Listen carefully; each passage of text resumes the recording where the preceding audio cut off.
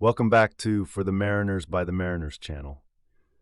The vastness of the ocean belies its fragility, and a single pollution incident from a ship can devastate marine ecosystems, costing millions in cleanup and damaging a company's reputation irrevocably. This is why a well-executed pollution response drill is not just a regulatory chore, but a critical exercise that prepares a crew to protect our planet when disaster strikes.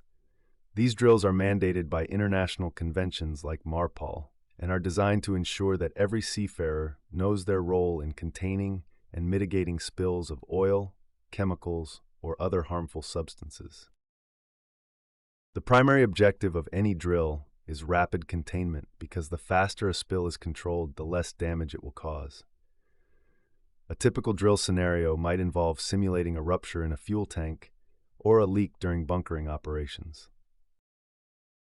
When the alarm sounds and the code for a pollution incident is announced, the crew springs into action following the ship's specific Oil Pollution Emergency Plan, or SOPEP manual. The first response team rushes to the simulated leak area equipped with personal protective equipment, including chemical-resistant suits, gloves, and respirators if the substance is hazardous. Their immediate task is to assess the situation, identify the source of the leak, and if possible, stop the flow using temporary patches or by isolating the affected tank with valve closures. Simultaneously, another team is responsible for deploying oil spill containment booms over the side of the ship to encircle the simulated spill. These floating barriers are designed to prevent the oil from spreading across the water surface, buying critical time for further cleanup. Absorbent pads and rolls are also deployed to soak up smaller quantities of pollutants from the deck or the water near the hull. The drill commander, usually the chief officer or the master, is responsible for coordinating the entire response, communicating with shore-based authorities, and keeping a meticulous log of all actions taken and observations made. During the drill, communication protocols are rigorously tested.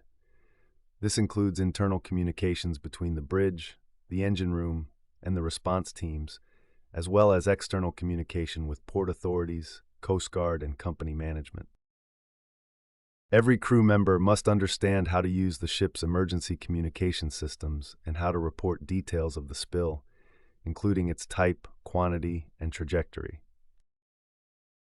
After the physical containment efforts, the drill moves into the simulated recovery phase, where crews practice using skimmers, pumps, and transfer hoses to collect the simulated pollutants into designated slop tanks or emergency containment drums.